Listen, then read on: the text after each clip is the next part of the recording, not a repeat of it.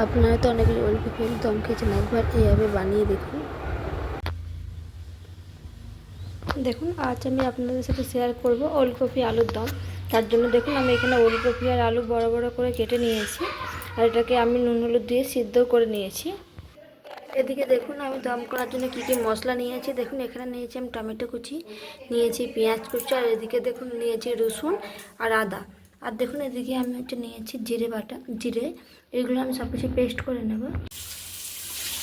দেখুন আমি সব মশলা পেস্ট করে নিয়েছি। দেখুন এখানে নিয়েছি আদা পেস্ট করেছি, রসুন পেস্ট করেছি, জিরা পেস্ট করেছি, আর এখানে দেখুন পেঁয়াজ কুচি, টমেটো কুচি, আর তার সাথে নিয়েছি দেখুন এলাচ নিয়েছি, দেখুন দারচিনি, আর দুটো শুকনো লঙ্কা, আর দুটো তেজপাতা। দেখুন এইদিকে আমার কড়াইটা গরম হয়ে গেছে। দেখুন এবার তেলটা দিয়ে দিচ্ছি। এবার আমি এর মধ্যে দিয়ে দিলাম দুটো তেজপাতা। দেখুন এর মধ্যে দিয়ে দিলাম আমি দারচিনি, আর দিয়ে দিলাম আমি 3টে এলাচ। দেখুন এটাকে আমি একটু নাড়াচাড়া করবো। এবার দেখুন এর মধ্যে আমি দিয়ে দিলাম অল্প পরিমাণে ফোড়ন, আর দেখুন দিয়ে দিলাম আমি দুটো শুকনো লঙ্কা। এটাকে আমি একটু নাড়াচাড়া করবো এভাবে।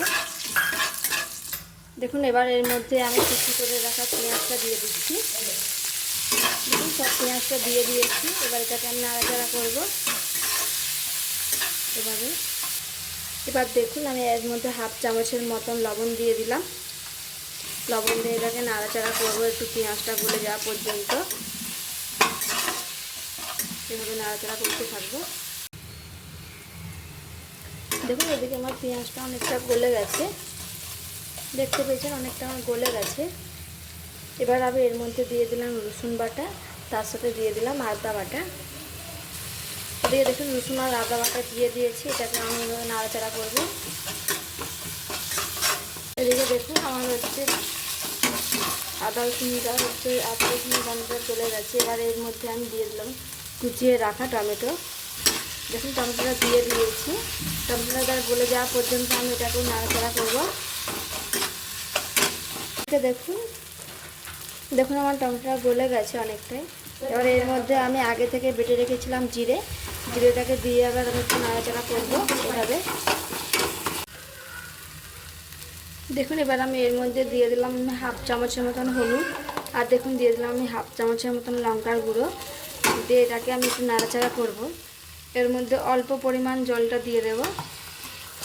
দিয়ে এটাকে আমি এবার মশলাটাকে ভালো করে এবার নাড়াচাড়া করতে থাকবো একটুক্ষণ।